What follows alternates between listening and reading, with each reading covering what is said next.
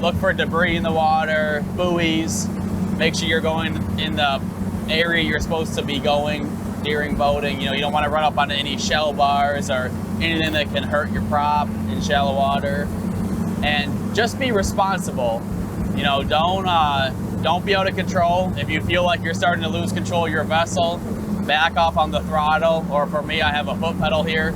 Slowly back off, regain control, keep your hands on your wheel, and be safe. So if you're gonna boat at high speeds, that's okay, but make sure safety is your #1 priority, because the last thing you want is a high-speed boating accident.